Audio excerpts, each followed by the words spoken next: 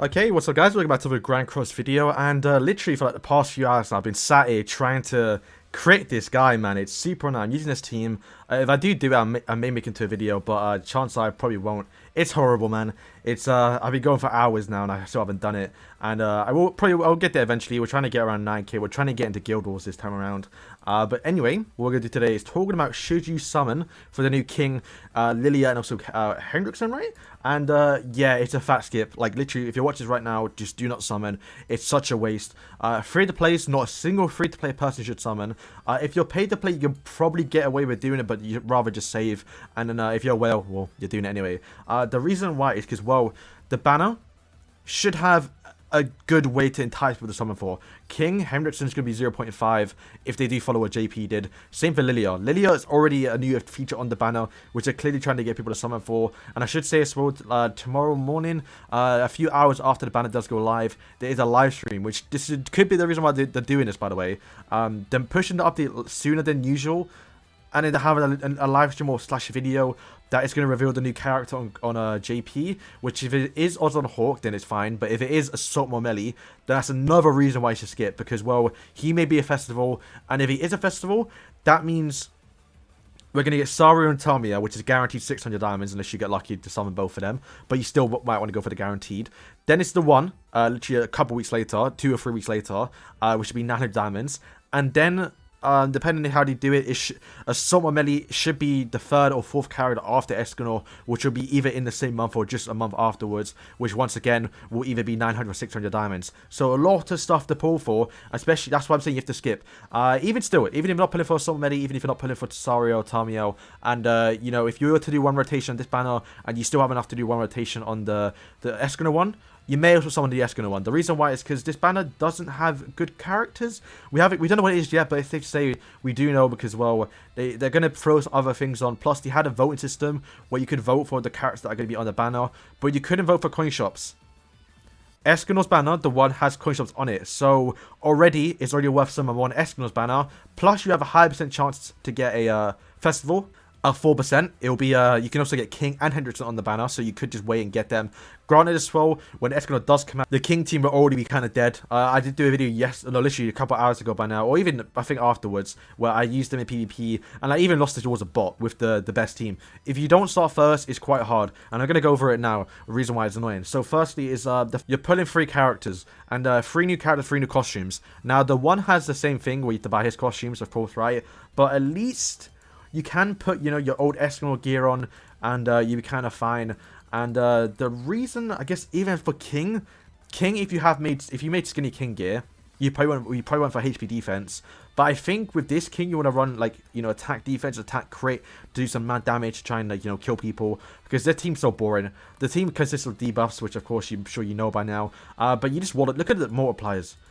It's so low. If you don't start first, This is not damage in a shield. You can't break that shield. It's just not going to work out. So if you start first and you have Elizabeth, you've lost. There's nothing you can do about it. But yeah, if you do get this King, you probably want to make new gear for instance. That's a whole new UR set. Hendrickson, you need to make a UR set, especially if you use him in geared PvP, because he is such a weak character, and if he does die, your King loses this buff here, which is your debuffs do more damage, so you're going to lose that massive debuff, or I guess buff. And also as well, King can no longer apply, I believe this is shock or poison. It's either one of these two, and then that's once again King's passive will no longer be able to activate. King will no longer do damage because he does do damage release, which he does more damage per debuff, or not per debuff, but he releases damage again, not Kyo. Don't be confused with Kyo. And then Lillia is another character once again who is you don't have to make I don't think you have to make a whole new UR set for her, but you do have to make a different sort of set because she is different to the other Lillia, where you don't want to run the Pierce rolls at the top, obviously because she don't need Pierce. But she's not that good. This passive only activates kind of at the start of the match because you have to have 3 or lower ultimate gauge.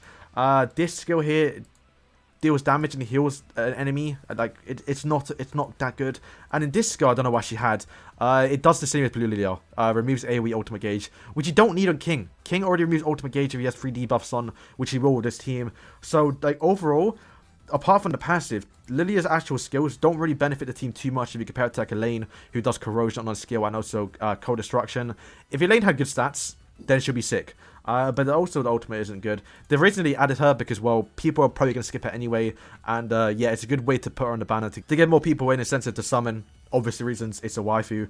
And also as well, this here, she has no cosmetics, so kind of maybe because I didn't buy her when she was out, but yeah, it doesn't look like she gets too many costumes, which is gonna hold her back even more, like Delju, right? And then yeah, that is that. I went over the UR gear. The team itself is so boring. You can go watch the video. You apply debuffs, you damage them over time, you slowly get down, and then boom, they just pop and they're dead. Quite boring. King as well, you want to have a high ultimate gauge in a sense or level, because you want to do a lot of damage, because it does scale up pretty well. Hendrickson is going to be in the part 1 banner, so getting him is going to be quite easy to get 6-6. But I believe, correct me if I'm wrong, please, because I'm not too sure, but I don't think he gets added into the part 1 until he does leave, which is the ban is for a month. So he's not going to leave until at the end of January or early February, which just means early February, you can do all your tickets, which if you're like me, I saved up 30 tickets by now to get him. I'm going to do 30 tickets, get him probably 6-6, I'm lucky enough. And then also, at that time, my Hendrickson is probably built up, I'm ready to go. But then a week later, around February 8th, or 9th, I think it is. We're going to get the Archangels, Sariel and Tamiel, and it absolutely destroys any Hendrickson or any green unit. There's no actual point. Even Lost Fame right now will just destroy Hendrickson. So, yeah, building him up is going to be quite tough. You could run Kyo, but you still need Elizabeth. You could get away with using Kyo for a minute, though. For a while, you can use Kyo. You can't use Lillia. Don't use Lillia because you need the damage reduction. Otherwise, it's an L. And then later on, when the 1 does come out, remember, the 1 does remove debuffs on turn 3. So already, it's just you're not going to damage him. And then what else is it? He can also 1-bang. So, you know, you do your 3 turns, you debuff them, you get them down a little bit. But the Escanor just doesn't go for upgrade. Kills one of your units, especially Lillia because she is red. So she's dead. You could probably kill King with a good RNG. If you get a good merge into Escanor, you can probably kill King in 1 hit. So why?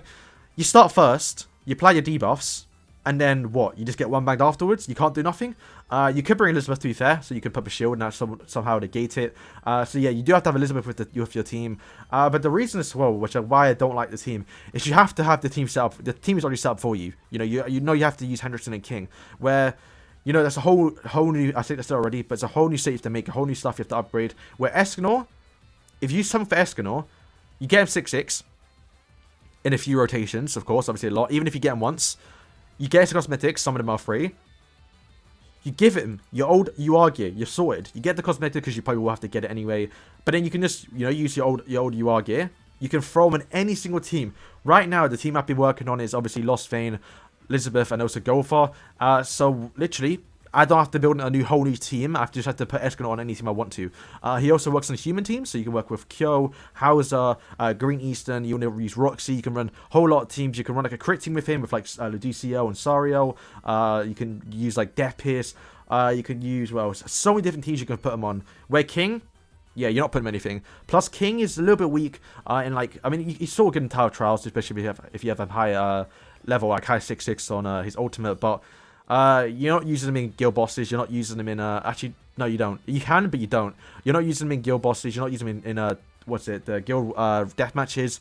You're just not using them in PvP probably. Where Escanor is going to come through, fit on any team you want to, fit on your Hell Demon Raids. Even if you're doing extreme, you can fit on any team you want to. And also the banner, once again, it has coin shop characters. You might as well just save. But yeah, that's all for me today, guys. Just make sure you do not summon tomorrow. I will be summoning because, well, I can make the money back, so I don't mind doing it. And, you know, I'm trying to get some content out, so if I can do a video on King and countering him and just seeing what he can do on Global for the little time that he does have, it will be fine. And also, as well, be quite hyped, so I'll probably do a live stream tomorrow. And then maybe another live stream, depending if that trailer is actual trailer or like a new character, or if it's just a live stream. We'll see how it is. But yeah, pretty hype stuff tomorrow, so make sure you stay tuned, and thank you guys for watching, and peace.